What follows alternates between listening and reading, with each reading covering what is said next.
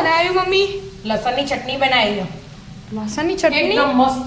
રોટલી, શાક, પરોઠા, બાજરીનો રોટલો હોય તો એકદમ મસ્ત લાગે. શાક ના હોય ને તો એ ચાલે.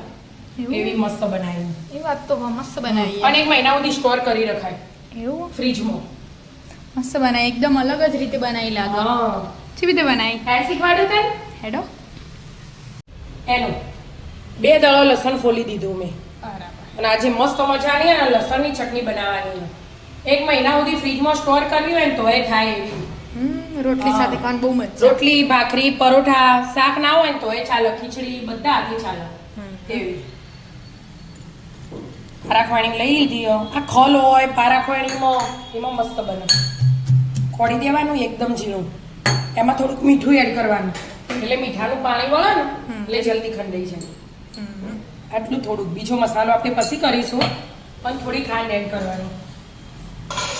4-5 દાણા જ બસ. ખોડી ખોડી દેવાનો. ખંડાઈ ગયું. હવ બેટા મસ્ત ખંડાઈ ગયું. હવે આમાં મસાલા કરવા હોય ને પારાખવાણી તો એ થાય પણ હું પારાખવાણી નહીં કરતી. આપણે બહાર કાઢીને પછી બહાર કાઢીને પછી મસાલા કરી. બધું લસણ લઈ લેવાનું. જો એકદમ આવું ઝીણું ખોડી દેવાનું. હવે મસાલા કરવાના. હવ કાઢી દીધું મેં લસણ. એમાં આપણે તીખું ખાવું હોય ને એટલું તીખું મરચું એડ કરી દેવાનું. અને કાશ્મીરી બીજું લેવાનું. બરાબર.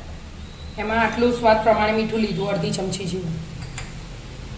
અને 2 ચમચી જેવું દાણા જીરું પાવડર. હવે એમાં થોડું પાણી રેડવાનું અને મસ્ત પેસ્ટ બનાવી દેવાની પતલી પતલી. બરાબર. એટલે ફટાફટ મસાલા હે ને તેલમાં બધું મિક્સ થઈ જાય એટલે બળી ના જાય મરચું કે લસણ. હા એટલા માટે.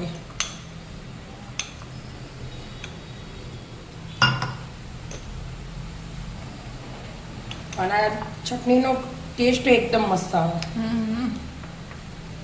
બની જાય ફટાફટ અને લાગે મસ્ત. મિક્સ થઈ જાય એટલે વઘાર મૂકીએ. હા મિક્સ થઈ ગયું અને આપણે તેલ મૂકી દીધું ગરમ થવા. વઘારવા માટે. એનામાં હું થોડુંક તેલ લેવું પડે એટલે તેલ હોય ને તો ચટણી બગડે ના એટલા માટે. બરાબર. તમે તેલ ઓછું લો ને તો બગડી જાય પછી સ્ટોર ના થાય. તેલ ગરમ નહીં થયું હજી. હા જો ને જીરામાં વઘાર કરવાનો મસ્ત. નહીં થયું હજી ગરમ. થોડું થયું. હા તૈયારી જ છે. વરસાદ બહાર જોર જોરથી આવતો હોય અને મસ્ત આ લસણની ચટણી રોટલા ને બધું હોય ને ખાવાની મજા આવી જાય. દહીં છાશ શાક ને બધું ગમે તેનું શાક હોય તો એ ચાલે. શાક ના હોય ને તો તો એ ચાલે. એક સમય. અત્યારે વરસાદમાં છે ઉચ્ચટપટું ખાવાની ઈચ્છા થાય. અને તીખું તીખું મસાલા વાળું. મસાલા વાળું એટલે તેલ ગરમ થઈ ગયું લાગે. હા મેં જીરું એડ કરી દીધું. જીરું થોડુંક વધારે લેવાનું આપણે શાક કરતા. બસ. હા હલો હિંગ એડ કરી દીધી. હિંગ માપની લેવાની. ગેસ ધીમો કરી દીધો. સીધું. આ એડ કરી દેવા પછી બધું મિક્સ કરવાનું. ગેસ ધીમો જ રાખવાનો. અને આપણે પાણી એડ કર્યું ને પાણી બળે ને ત્યાં લગી ચડાવવાનું. પાણી રહેવું ના જોવે. 5-7 મિનિટ તો થઈ જ જશે. હા પાણી રહે ને તો એ બગડી જાય. એવી રીતે ચડાવવાનું. તેલ બધું મિક્સ થઈ જશે દેખાય નહીં. પછી તેલ છોડશે ચડી રહેશે ને એટલે ચડવા દો. હા મસ્ત થઈ ગયું કે તેલ છૂટ્યું એટલે ચટણી તેલ છૂટ્યું હલા કરવું પડે હો એનું. એટલે ચોટી જાય. ચોટી જાય ને એટલે મિક્સ આ કરતા રીતે રહેવું. મિક્સ કરવાનું. તેલ છૂટી જ ગયું બધું એટલે ચડી રહી. પાણી બળી જાય ને ત્યાં લગી ચડવા દીધું.